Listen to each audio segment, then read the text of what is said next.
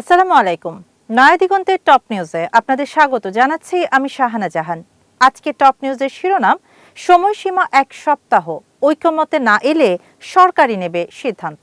জাতীয় ঐকমত্য কমিশনের প্রস্তাবিত জুলাই জাতীয় সনদ আদেশ চূড়ান্তকরণ ও গণভোট আয়োজনের সময়সূচি নির্ধারণ নিয়ে একমত হতে রাজনৈতিক দলগুলোকে 1 সপ্তাহ সময় দিয়েছে অন্তর্বর্তী সরকার। এর মধ্যে যদি রাজনৈতিক দলগুলোর মধ্যে সিদ্ধান্ত নিতে না পারে তাহলে সরকার তার মতো করে সিদ্ধান্ত নেবে বলে সাফ জানিয়ে দেওয়া হয়েছে। সোমবার অনুষ্ঠিত উপদেষ্টা পরিষদের জরুরি সভায় এই সময় দেওয়া হয়।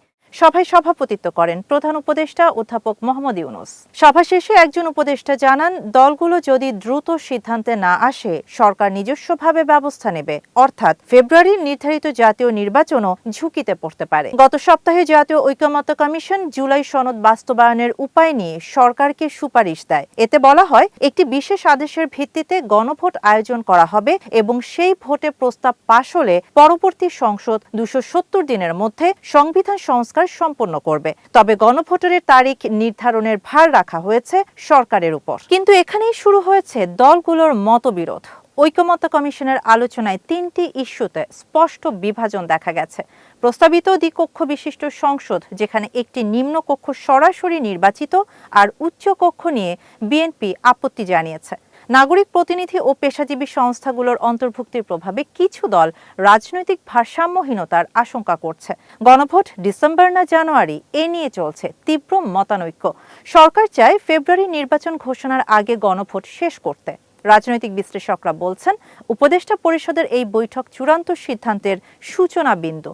এখন সরকারের সামনে দুটি পথ: দ্রুত ঐক্যমত্যে পৌঁছে গণভোটের মাধ্যমে বৈধতা নিশ্চিত করা, অথবা বিলম্ব করে রাজনৈতিক আস্থার সংকটে পড়া। অর্থনীতিবিদদের মতে, রাজনৈতিক অনিশ্চয়তা দীর্ঘ হলে আন্তর্জাতিক অর্থায়ন ও বিনিয়োগ ঝুঁকিতে পড়বে। বিশেষ করে জাতিসংঘ ও ইউরোপীয় ইউনিয়নের সহায়তা নির্ভর করছে জুলাই সনদ বাস্তবায়নের অগ্রগতির উপর। জুলাই 2024-এর গণ অভ্যুত্থানের পর জুলাই সনদ একদিকে সংস্কারের প্রতীক, অন্যদিকে নতুন দ্বন্দ্বের কেন্দ্রবিন্দু। উপদেষ্টা পরিষদের বার্তা এখন স্পষ্ট, আর দেরি নয়। গণভোটের মাধ্যমে জনগণের ম্যান্ডেটই হবে পরবর্তী পথনির্দেশ।